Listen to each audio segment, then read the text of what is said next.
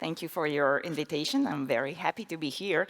And indeed, we're in a period of exacerbated geopolitical conflicts. And what I'd like to talk about is how these conflicts actually shape cyberspace, how it changes the environment you work in and you actually live in. Just to start with an example, on May 30th at 2:43 in the afternoon, the internet went down in the city of Kherson for nearly an hour.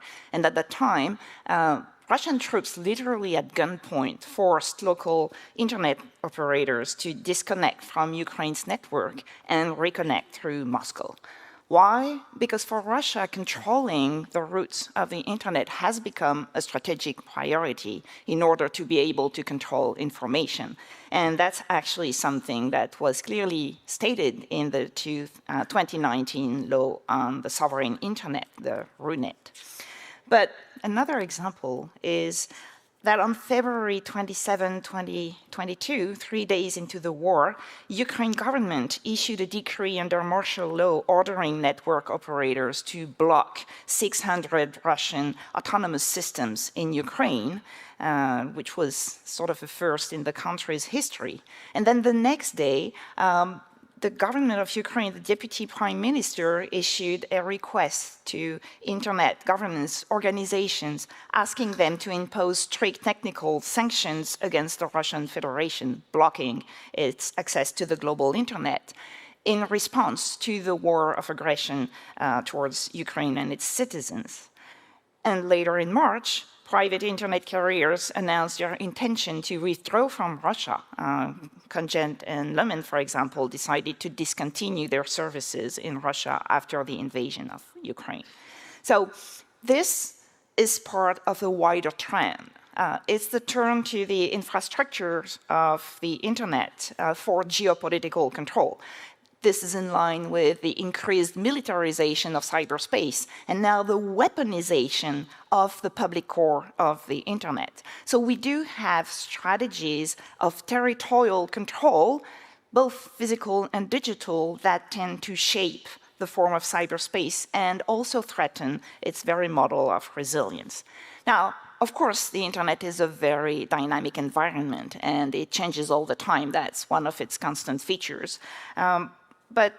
And like most networks, it initially went through phases of decentralization and then recentralization, reconcentration at different levels of analysis.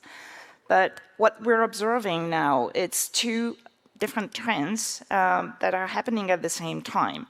On the one hand, we observe a dynamic of fragmentation along national borders at the initiative of some states in the name of national security. And what we're seeing is a number of states that try to restore control at their borders in what they perceive that their own share of cyberspace. And this is really guided by concerns of their digital sovereignty, and that involves controlling the path that data takes, because it offers a number of strategic advantages, such as the ability to selectively block traffic, to spy on it, to divert it. This form of fragmentation is often called the balkanization of cyberspace, and that would undermine the free flow of data and the resilience of the internet. That first trend tends to focus all the political attention. Now, there's a second trend that is less visible at a higher level of abstraction, and this time it's guided by market forces and by performance, which is the concentration of data traffic around a few major operators in data routing and a few large major platforms that we call hyperscaler. And this dynamic of concentration is largely invisible outside a community of technical experts. And it also leads to a form of fragmentation along commercial lines, and it could also raise issues of free flow of information, of resilience, and definitely really thorny issues around digital sovereignty. These issues why are they important? Because they also raise governance issues, such as the resilience of the internet. As we know, centralization tends to create points of vulnerability. it also impacts the number of alternative routes available at the summit of the internet. But it also has strong impacts on human rights and geopolitical risks that I will talk about, such as strategic dependencies that are known or not very well known, such as the ability to conduct internet shutdowns. So there is a coercion dimension to this type of power, or the ability to filter, censor traffic or surveil its content. So today I would like to address both those trends. We've already published a number of research on the dynamic of fragmentation along national border, the dynamic of concentration around a few giant platforms and internet routing operators is still work in progress.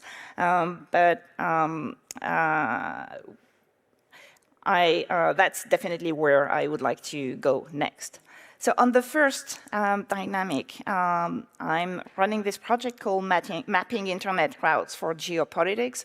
And this is super important because it's difficult to do geopolitics and be an analyst in geopolitics nowadays if we don't understand the digital dimension of all these conflicts, because now every single conflict has a cyber or digital dimension, whether we're talking about the internet routes or whether we're talking about disinformation, every aspect. That requires advanced interdisciplinary work, which is what we've been doing so far.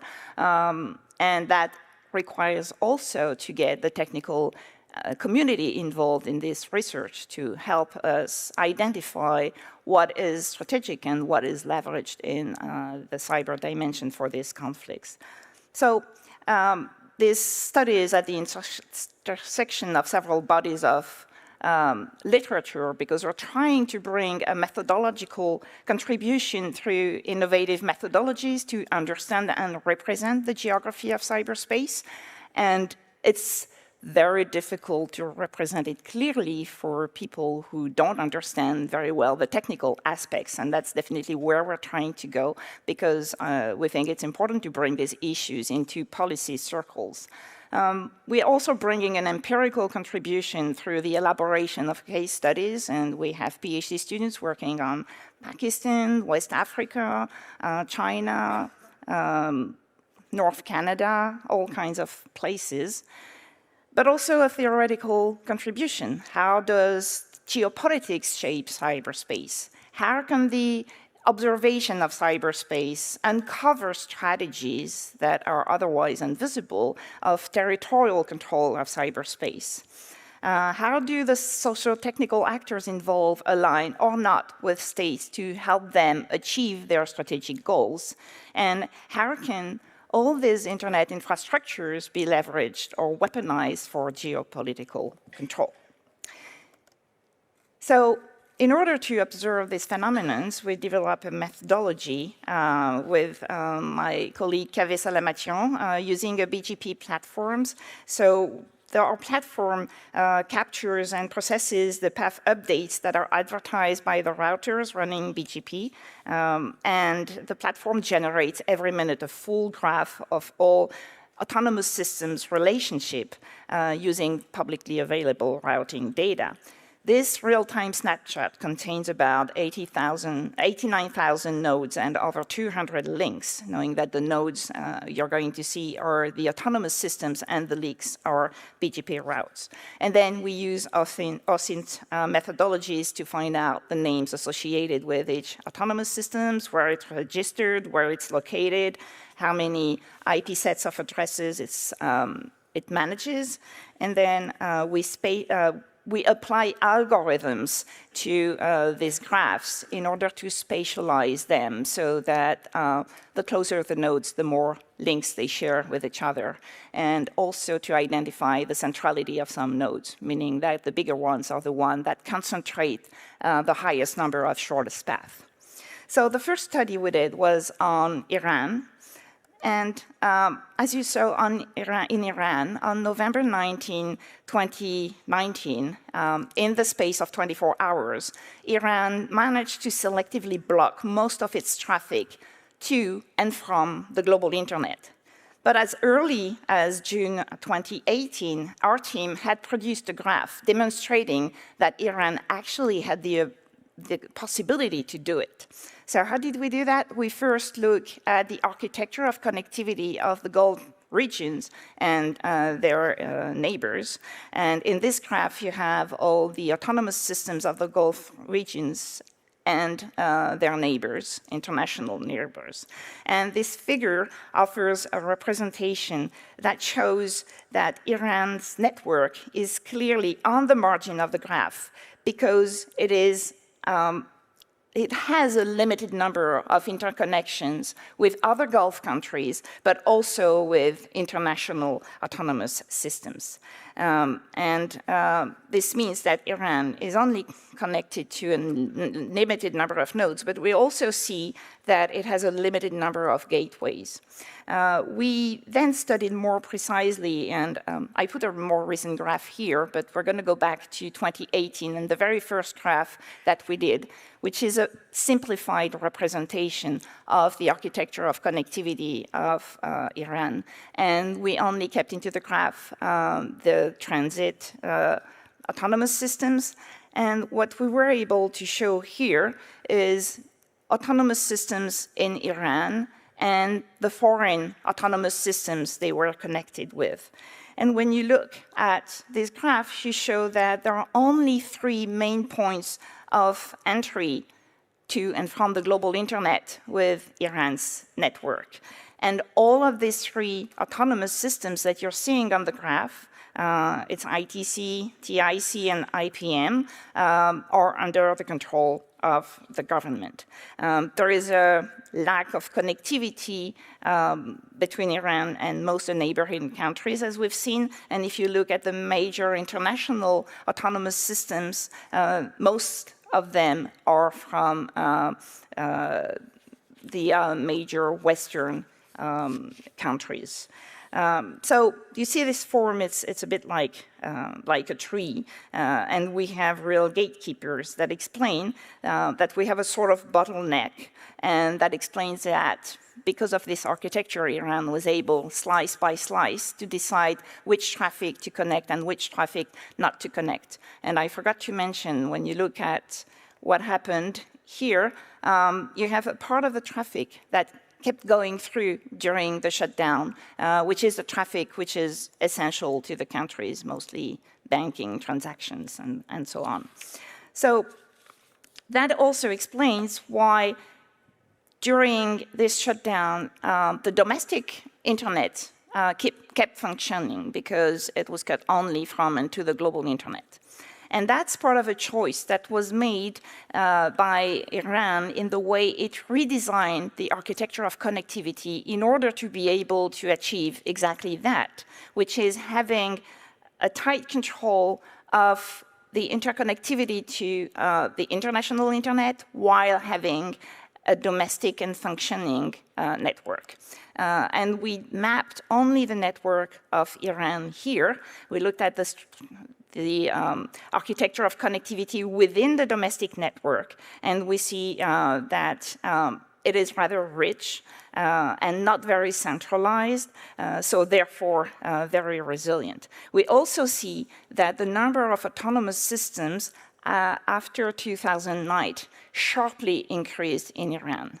And this was part of the strategy, the cyber strategy that Iran put in place after the Stuxnet attack in order to protect itself from being disconnected to the internet by great powers. It totally reorganized its network in order to keep it going even under attack. And what we're seeing is that even though we have a number of central autonomous systems, it is not fully centralized, and the most important within the domestic networks are not the same that are the gatekeepers to the global internet. So in order to verify this, we ran measures of complexity to show the centralization of the network. So the complexity score quantifies the difficulty to control the network within a country given the number of IP addresses and the diversity of their administrators. So the higher the score, the most difficult it is to control the network. And in countries where most IP addresses are managed by just a few autonomous systems, there is a limited number of paths and operators, and the network has a complexity that is low, so the network is easy to control, but it creates major vulnerabilities. In countries where there's a high number and great diversity of autonomous systems, there are a lot more paths. So the network is harder to control, but it's very resilient. And we see the complexity score of Iran is rather high compared to most of its neighbors. But what's interesting, too, is that it remained complex between 2011 and 2019, while in many other countries of the region, the level of complexity dropped to facilitate control. We also completed this metric with the points of control to measure the centralization of the network, and that score represents the minimal number of autonomous systems that are required to connect 90% of all IP addresses of a country. So the higher the value, the less centralized is the network, and the lower the value, the easier it is to control the network.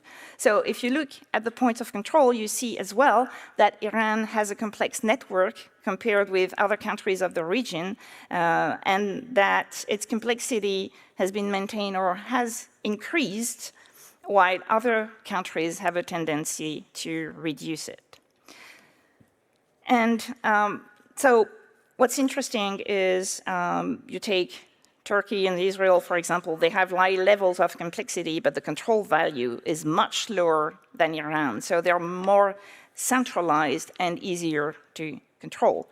And then other countries like Saudi Arabia and Egypt are highly centralized, which means that their network is also vulnerable to congestion and to possible failures or cyber attacks against these points of vulnerability. So you see that in Iran, the emphasis was really on controlling the borders, being able to isolate their network from the global internet to make it, at the same time, internally robust. And Iran can modulate its level of international connectivity according to its interests, according to its strategic objectives, according also to the situation politically. So it's sort of managed to achieve, to reconcile strategic goals that seem a priori conflicting, like having this self-sustaining and resilient domestic network with tight control at its border. That's a view of 2023, and you see that this strategy is even pushed further, since now there are only two points of control, which is the old network, academic network, IPM, and TIC, which is the main gateway to Iran's network. So here again, we only kept autonomous systems in the graph that actually do transit. And you see on the left of the graph all the international autonomous systems that they are connected to, and the number is much more limited than it was in 2018 or even 2014 in the graphs we did. That is exactly what allows Iran to run internet curfews, and that's what they did to suppress the protest movement after the death of Mahsa Amini in September 2022. Now, in order to, again, as I was saying, it's a real challenge to represent this very clearly to a non-technical audience. So we try to use virtual reality in order to do this. This is an ongoing project. We're not sure yet that's the right way to do it, but I'll show you a video where we show the graph of Iran and then connect it to international autonomous systems, and then we try to disconnect these two nodes and see what happens. So the first node is IPM, which is the Institute for Research of Fundamental Science, and TIC. And you see when you disconnect these two nodes, Iran is completely isolated from the rest of the internet. So reconciling these two objectives is exactly what Russia is trying to do. But Russia is coming from afar because it started out with a lot more autonomous systems, and the development was really organic of the internet in Russia. So it's like trying to put the genie back into the bottle. So we did a study that shows the actions on BGP that were implemented right after the 2014 Maidan Revolution, when Russian troops started taking control of the Crimean Peninsula and backing separate forces in eastern Ukraine, which is, this study helped us anticipate that there would be also operations on routing during the current war.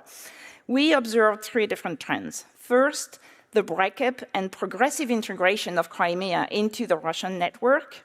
The second one is the progressive marginalization of Donbass, which was sort of sitting between both worlds. And then the increasing distance between the network of Ukraine and the network of Russia. And by distance, I mean that there were less and less links between the two networks over the period of 3 years that we studied. So this can be explained by, I'm showing you a graph of all Ukraine's autonomous systems and their neighbors.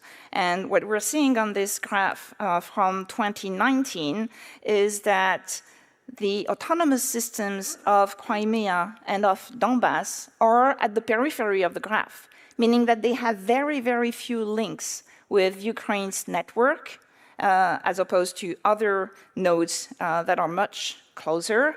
So they're not tightly connected to Ukraine anymore, and we're going to see the evolution over time. On the left, you have a graph representing only in blue the autonomous systems of Ukraine, and in red the autonomous systems of Russia and how they're connected with each other. And what you're seeing is that in 2013, two autonomous systems, Crimea.com and LLC Crimcom, they were registered in Ukraine and they were fully embedded into Ukraine's network. And then on the right, you have the 2019 graph showing you that they're on the margins now of the network. So how did we get there? This can be explained by a combination of factors. First, as early as March 2014, the Prime Minister of Russia tweeted clearly that data transit between Crimea and Moscow could not be provided by foreign companies. So there is a deliberate strategy of territorial and digital appropriation of cyberspace in Crimea. So Russia, first, when the troops came in, tried to disconnect Crimea from Ukraine, but they didn't have, at the time, the ability to reconnect it from Moscow. So they put in place a progressive strategy that led 3 years later to the digital annexation of Crimea and the marginalization of Donbass. This involved deploying two cables in 2014 and 2017, but also buying up a lot of autonomous systems. And you can see the distribution of, over time, of Crimea's autonomous systems by country of registration. So many became Russian, and now Crimea.com and Krelcom are also registered in the Federation of Russia. So Russia bought up Ukrainian autonomous systems. Some also Ukrainian ASs stopped operating in Crimea, and Miranda Media emerged in the network. It's a branch of Rostelecom, emerged as a central actor in the system, and it's actually the one that will be linked to the cable. This is also the result of Ukraine's sanctions against companies that continue to provide internet connectivity to Crimea after annexation. So the sanctions paradoxically sort of accelerated this trend of separating out Crimean cyberspace from Ukraine cyberspace, and Crimea's network became increasingly centralized around three major actors close to the Russian power. So on this graphs, you can see on the series of graphs the progressive antagonism between Ukraine and Russia. So again, in blue, it's Ukraine, in red, it's Russia. And you see them at different times of the crisis. So in May 2014, before the first cable, you see that the networks are closely related, and Crimean autonomous systems are mostly embedded into Ukraine's network. And then, after the first cable, Crimea started detaching from Ukraine's, but still remained connected to Ukraine. And progressively, the distance increased between the two networks, and Crimea further detached from Ukraine. And now you can see that after the second cable was installed, you can see that Crimea is fully detached now from Ukraine and mostly connected to the internet through Moscow, while Donbass is sort of sitting in the middle, which reflects its geopolitical position. That has an impact on latencies. We use two probes, one located on the left in Simferopol in Crimea, and the other one in Nona Kakhovka, which was not occupied at the time. And you can see that through this map of latency, the different zones of influence, digital influence that we can observe. Clearly, Simferopol is directly connected to Moscow. That's where the data travels the fastest, and Kyiv is not even clearly present, whereas we have the opposite for Nova Kakhovka. So the question is whether we had a digital front line that was consistent with the military front line. And in order to do that, we conducted trace routes. So we sent packets from a probe to Kyiv. And so we selected two cities, Kherson and Nona Kakhovka, that at the time was occupied. And we sent data packets to Kyiv. And each of the two cities, they are less than 50 miles apart, but they're on each side of the military front line. And what you can see on the graph on the top is that the data takes a completely different route to reach its destination in Kyiv. From Nova Kakhovka, it goes through several autonomous systems in Russia, then it goes to the UK before it eventually lands in Ukraine and in Kyiv, whereas from Kherson, it takes a rather direct route, so we have a sort of a consistency. So for this first part of the study, and this has really important policy implications in terms of, first, is this acceptable to weaponize the public core, given that this form of fragmentation can create resilience issues for the entire internet. The more the internet is centralized around a few nodes, the less alternative routes you have. If there is only one gateway that carries international transit for Iran, as opposed to all potential autonomous systems carrying traffic, then you have a decrease in the number of routes, and there are much easier to control by different countries. It also raises important issues, not only in terms of systemic risk, but also human rights risks. And that should also call into questions, what do we do about sanctions against internet resources? Sanctions can backfire, they can sort of also contribute to trap populations into tightly controlled information bubbles if they don't have means to access to the global internet. It could also put them in danger if it becomes too easy for a country to be able to shut down the internet or to block traffic or to surveil traffic. So these are very important issues that I believe we should be discussing in policy circles. Now, the second part that I wanted to talk about is this issue of contraction of the internet.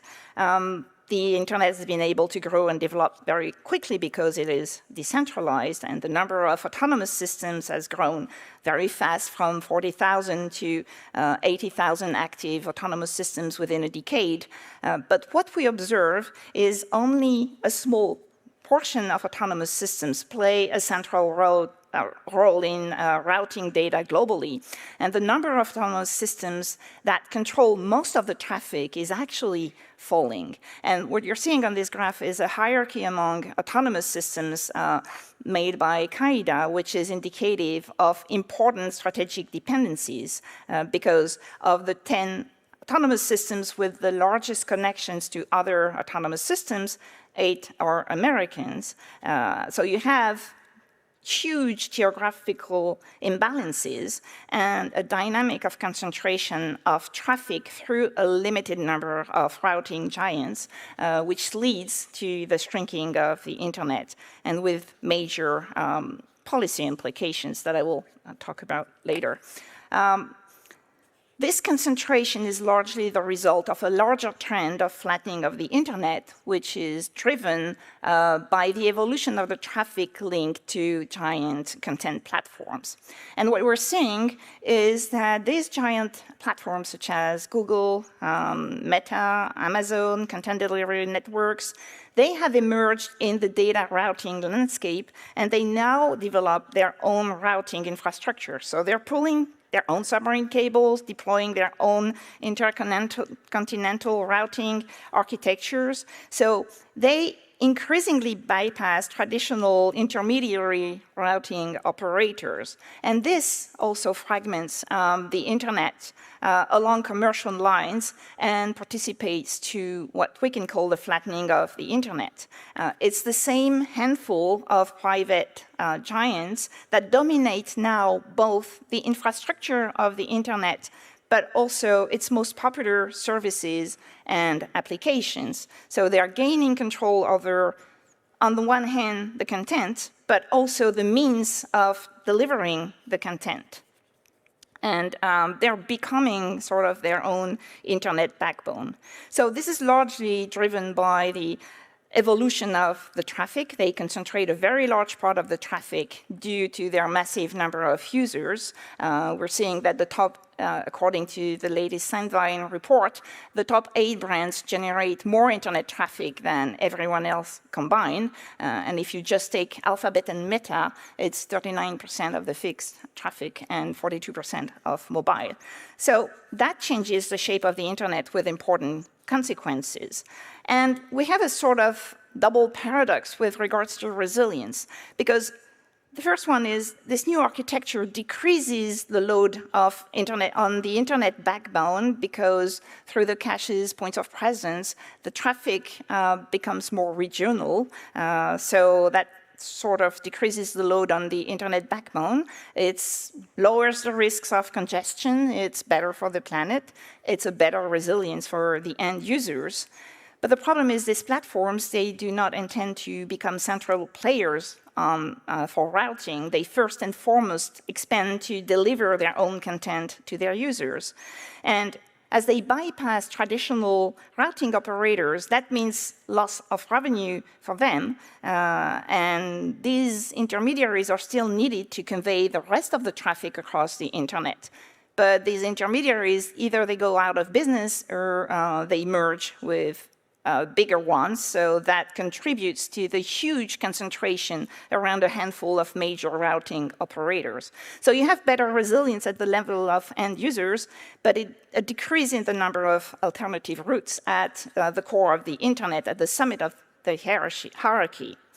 And all the traffic goes through a handful of global operators. And that leads to concentration, and that's the second paradox, because on the one hand, concentration is what may allow major platforms to invest in the best talents and in the best technology to provide top quality services.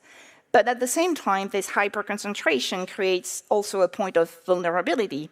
And when an incident occurs, as was the case with Facebook in 2021, the entire traffic of their users' data is interrupted with major consequences on their activities. So we're going to see more incidents that have huge consequences because of this level of concentration, or at least that's a possibility.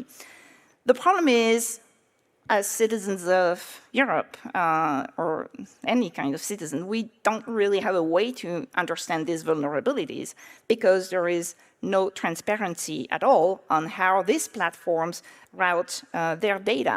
They sort of privatize the routes of the internet. So all the routing infrastructure internally for these platforms is not publicly observable, and therefore there is a lack of understanding of the multiple dependencies we might be exposed to. The problem in the modern internet, we often observe that failures are sometimes caused by large-scale physical destructions like floods, like major climate events, but very often they are linked to the complexity of the network and often unknown mutual dependencies with applications depending on many services. So the flattening of the internet has increased these unknown dependencies, and we're growing more and more reliant on gigantic platforms that are handling traffic in a way that is not transparent. These trends, of course, can have long-term implications. This virtual integration leads to a set of global monopolies that aggregate content delivery with search engine, social media, microblogging, you name it. And that could push out local internet service providers that might be not able to compete with them. So it questions also whether at some point the platforms could substitute themselves to internet service providers and provide the last mile to the users. That also raises questions in terms of net neutrality and of the model of internet as we know it.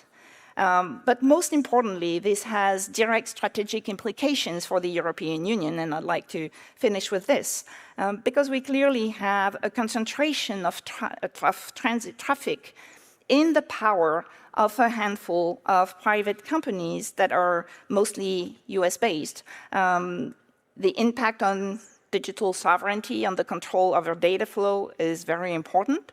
There are risks that are linked to the extraterritoriality of US law because these companies are subject to the Cloud Act, they are subject to the Patriot Act and other possible legislations.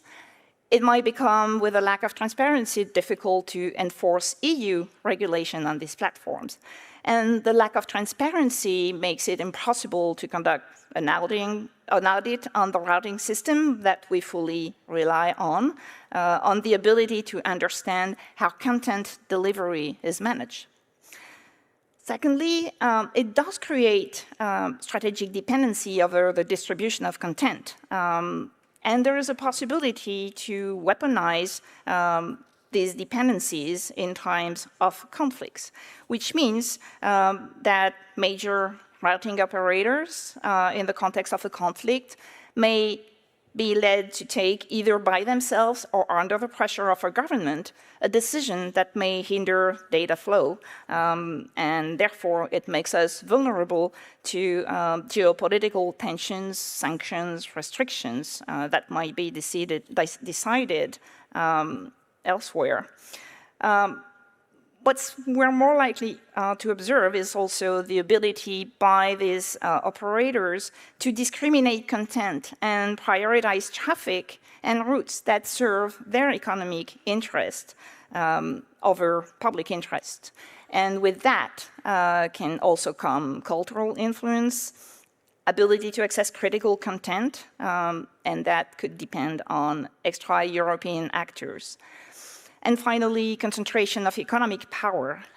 In that context of growing concentration, that will be very difficult for European actors to emerge because the cost of entry is too high, and these hyperscalers have the ability to cut costs in many different ways, and therefore that is likely in the coming years to reinforce the dominant position of major platforms and content delivery network who actually capture most of the value created by content distribution and the data associated to it.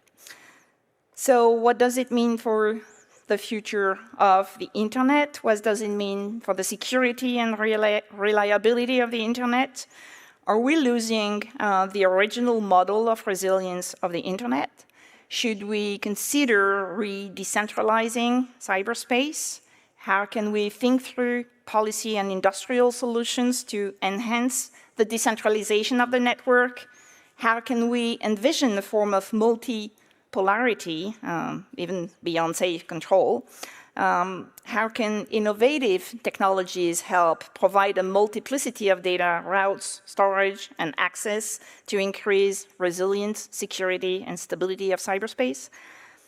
I do have all the questions. I unfortunately don't have all the answers, but I think it's largely overlooked policy questions that deserves both attention and research. Thank you.